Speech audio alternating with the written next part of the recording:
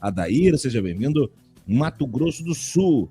O perfil do Mota tem que rodar o Brasil, diz o Anderson Rodrigues Teixeira. E no que depender da gente aqui, vai rodar, viu, Anderson? A gente já vai para isso. 160 milhões ano é o custo de mais deputados no Congresso e querem mais cortes no social. Diz pra gente aqui, num brado legítimo, o Pablo Roberto, né? Reclamando com razão. No Nordeste também tem inimigos do Brasil, sou nordestino e tenho vergonha deles, é Inês Azevedo. O Mota é pior do que o Lira, ele é sonso, é dissimulado, fez discursinho na Câmara citando Ulisses Guimarães, para depois dizer que não foi golpe, diz a Neuma Chaves aqui pra gente. Cecília Monteiro, tem mesmo que ir pra cima, Lula tem o povo junto, bora Brasília. E a Sônia Vieira, Fortaleza no Ceará, justiça acionadas. Muito bem, algumas dos recados, a Regina Domingos também, eu creio que haverá uma luz para o presidente Lula, alguns recados que chegaram, a gente vai agora para um momento de opinião e na sequência nós vamos com os reacts, os vídeos que a gente tem para rodar. Eu começo pelo seguinte, gente, esse negócio de dizer que o Hugo Mota traiu é errado. O Hugo Mota não traiu ninguém. O Hugo Mota sempre teve claro o seu posicionamento, o seu lugar dentro da política. Esse discurso médio camaleônico de iniciativa de mandato era óbvio, lulante, citar Ulisses, ainda estou aqui e tal, e depois acenar para os golpistas. É bem o perfil, né, dos ratos de ocasião que o Hugo Mota representa como líder da rataria. O Hugo Mota não é um capacho do Lira, gente. Não dá para dizer isso. Isso é diminuir o papel do Hugo Mota hoje. O Hugo Mota é o Lira possível. O Lira não pode estar ali e o Hugo Mota é o posto avançado, é o proxy, é o representante de Arthur Lira. E aí, o Hugo Mota e o Davi Alcolumbre estiveram empregados num fair play de diálogo com o governo federal, com o presidente Lula os convidando para viagens, para eventos, os recebendo, mas eles nunca acenaram que estariam com o governo. O presidente Lula, sim, foi tentando colocar o algodão entre os cristais para que esta relação não fosse problemática, traumática, inclusive. Mas na abertura do segundo semestre, Hugo Mota já rasga o protocolo da diplomacia com o Poder Executivo. Então, se declara guerra, é guerra que deve ter. É assim que eu imagino, é assim que eu penso. E o presidente Lula sabe disso. Esta guerra, ela tem que ser calculada. Porque nós já não temos o Congresso. Romper com Mota não vai nos fazer perder aquilo que nós não temos, mas vai dizer para o povo quem nós somos. Porque hoje, Hugo Mota, nesta ação, muito friamente calculada, faz um movimento, veja bem o que eu vou falar, eleitoral. Tiago, o que você está falando? A questão da IOF não é um movimento eleitoral. O Hugo Mota nem está preocupado com isso agora. E eu vou explicar. O Hugo Mota está atendendo aos interesses da extrema-direita de sangrar o governo por uma frente que o governo não esperava. Foi atingido pela retaguarda, porque o governo está mirando as relações com a extrema-direita declarada, Bolsonaro e esse núcleo duro do fascismo, e a extrema-direita do soft power. O mercado, o agro, esses setores que não estão sempre como representados oficialmente, mas tem vários dos seus postos avançados, nesta semana, inclusive, já haviam se manifestado. Os agropecuários disseram para Bolsonaro, desligue as máquinas e se permita morrer. Politicamente falando, é claro. Bolsonaro respira por aparelhos, na ventilação mecânica. Ele insiste em não sair de cena, só que isso tranca a rua para a passagem de Tarcísio. E o agro pediu, Bolsonaro, nós precisamos que Tarcísio incorpore o papel nesta missão de representar os nossos interesses. Então você precisa sair de cena. saia, Bolsonaro. Essa diretriz dada pelo agro, que também já é sinalizada pelos industriários e pelo mercado, agora vem do Poder Legislativo, sinalizando o apoio do Centrão para lá, para que de uma vez por todas, Tarcísio vista a roupa, a roupagem, a armadura para enfrentar Lula. Então, sangrar o governo na decisão de ontem, tirando dinheiro da saúde e da educação, é fazer com que a sociedade anexe esse tipo de informação ao presidente Lula, ao Poder Executivo. Porque Mota conta com um movimento muito audacioso, mas um movimento que tem dado certo, que é o da inconsciência popular de entender o que é de César para César. É o Poder Legislativo que nos sangrou ontem, mas a sociedade não assimila. Não assimila. Não assimila os benefícios do Poder Executivo e assimila toda a derrota popular como responsabilidade do Poder Executivo Federal, da Presidência da República, do presidente Lula. Então, Mota sabe, e muito friamente calculado, fez o gesto de sangrar o governo em dois temas que são temas nevrálgicos, canônicos para a sociedade. Tirar dinheiro da saúde e da educação. Porque a sociedade não vai ver que este foi um gesto do Poder Legislativo, por mais que o governo se rasgue tentando vender isso marqueteiramente. A opinião pública é frágil na instrução nesse sentido.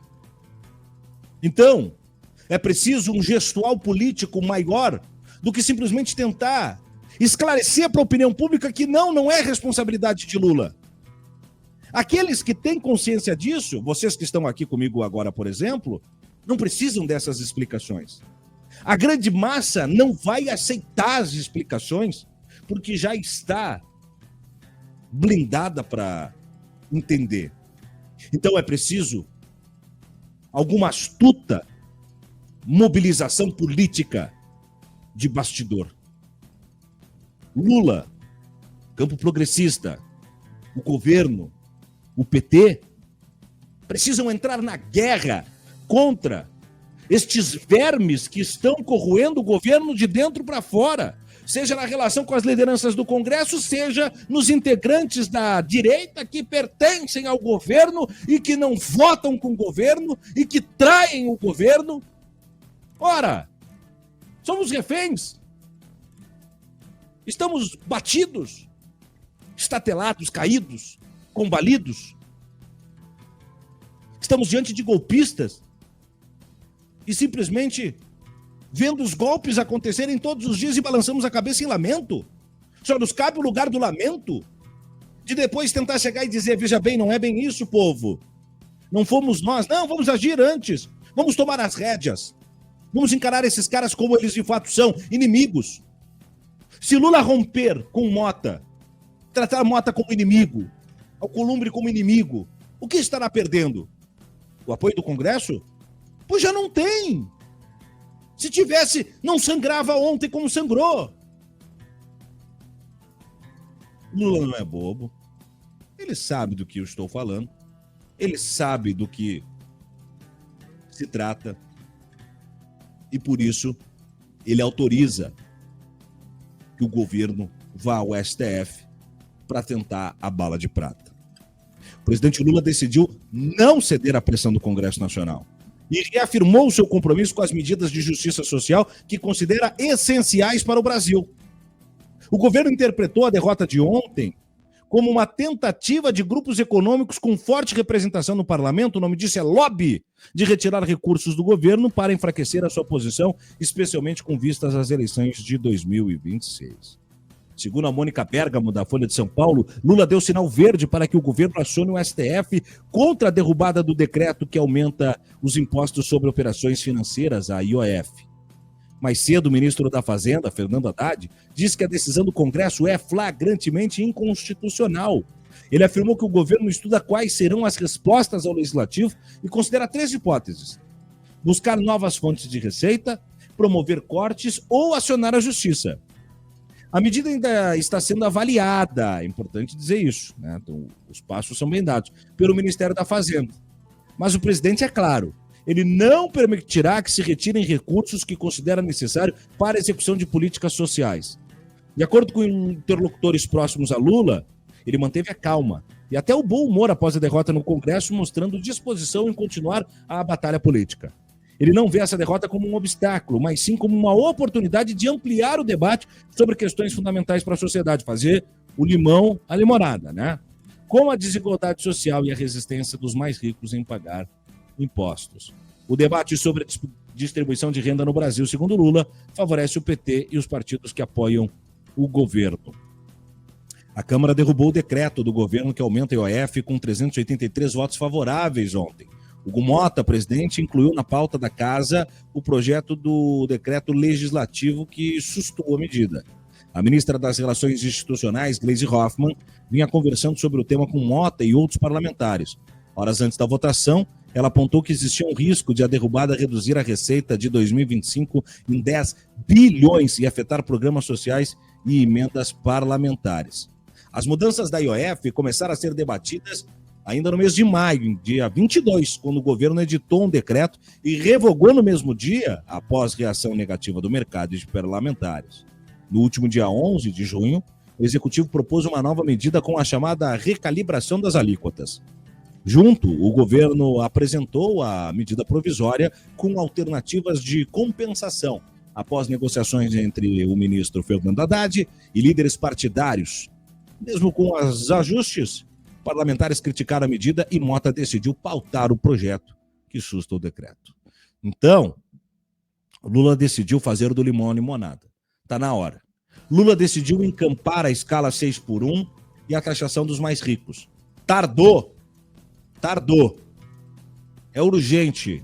É obrigatório que isso seja a pauta das manchetes do Brasil e do mundo quando se falar em Lula, porque já entramos no segundo semestre. O segundo semestre é a cama do ano eleitoral. Não podemos abrir o segundo semestre com a epidemia das críticas vindo sobre uma decisão que é do Hugo Mota, que sangra o governo. Lula tem que saber vender esse peixe. Ninguém melhor do que ele tem as ferramentas para isso.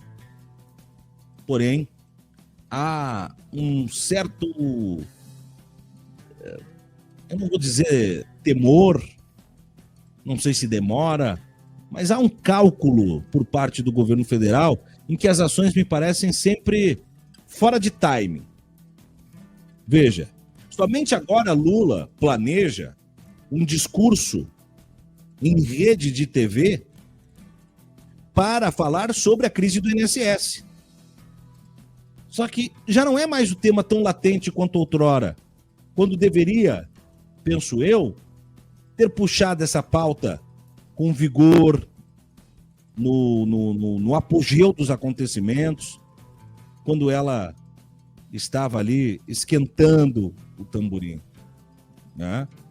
Então, eu fico preocupado que isso seja uma decisão, faça parte de uma estratégia do governo, porque está se mostrando uma estratégia errada.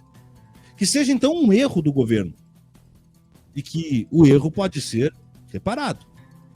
A estratégia não. A estratégia faz parte de uma visão de mundo que nós não podemos alterar se não entendermos que está nos levando ao caminho errado. Quanto custou a moto do Huguinho? Quem pagou? Pergunta o João Santos. O Lira? 90% dos eleitores da classe média e pobre estão desinformados pelas narrativas da direita. Os trabalhadores e aposentados votam sempre nos representantes dos bilionários, donos do mercado. É o Francisco de Assis que participa. Lula é o Biden brasileiro do Santiago. Não, bem menos, Santiago. Discordo muito, né? Lula é a principal liderança do sul global hoje e está manietado, sim, por estas ações de um parlamentarismo, que é o que a gente vive hoje, mas há que endurecer, pero sim perder la ternura jamás. Saudações sumas e camaradas do chat, chegamos nas ondas. O meu querido Fábio Kraus Manuel, que está ligado com a gente. Valeu, Fábio. A audiência vai subindo, vai crescendo. Vamos ouvir o deputado Rogério Correia, que falou com o professor Viaro ontem no DCM, antes da votação, fazendo a denúncia do que viria na Câmara um pouquinho depois, né? E que a gente tomou como esta traição. Confira aí. Deputado, falando um pouquinho... Oi. Deixa eu só dar uma notícia para você aqui. Ó. Acabamos de perder a votação, nós queríamos não votar esse projeto hoje. Deixar para votar enquanto nós estivéssemos lá, olhando olho no olho do presidente e dos demais deputados. Sim. Se olhar lá no Congresso, hoje está vazio. Deve ter quase deputado nenhum lá. Estão lá os líderes que correram para lá porque tinham sido dispensados pelo presidente Hugo Mota. Nós acabamos de perder a votação, feita pelo telefone celular. Não sei se aí vai dar o resultado, mas está aqui, ó. 309 votos para manter o projeto na pauta contra 104 para retirar. 64 para retirar esse projeto e deixar para discutir isso depois, ou seja, para que o presidente Lula tenha os recursos para financiar os programas sociais. E 349 querem votar agora. Eles vão começar a votar agora e, com certeza, vão anular essa medida do presidente Lula de dividir renda. Mas é bom que nós estamos aqui no DCM podendo falar com o nosso povo o que está acontecendo ao vivo no Congresso Nacional, sem a presença dos deputados que foram dispensados de estar lá essa semana, não porque pedimos. Eu, por exemplo, não estou em festa de São João, estou aqui trabalhando. Estaria com muito gosto em Brasília para fazer esse debate. Agora, faltar um debate com o Congresso vazio dessa importância, isso eu não acho que é papel de nenhum deputado fazer. O Rogério Correia, né, fazendo aí o seu reclame, vamos dizer assim, na entrevista ontem, dos importantes nomes do Partido dos Trabalhadores na nossa representação na Câmara dos Deputados. Sigam mandando as mensagens, os recados, a gente vai girar a notícia, vai falar também da réstia, né, de noticiabilidade que já começa a cair envolvendo o conflito Israel e Irã,